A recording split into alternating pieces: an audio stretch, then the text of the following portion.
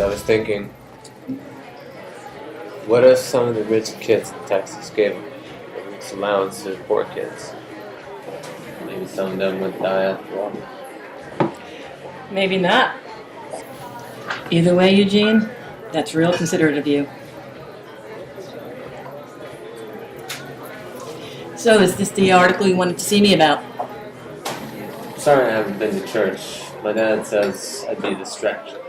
I don't know about that. If you want to be there, you should be. I don't think God wants me. Because of what I did. What you did was wrong. But are you sorry about it? So sorry. Then he forgives you.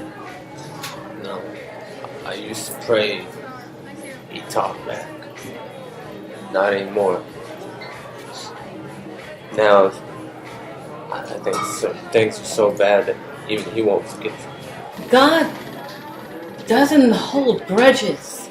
You know, if you can't hear him, just listen a little harder. Doesn't hold grudges? Of course not. He's there for everyone who needs him. Promise?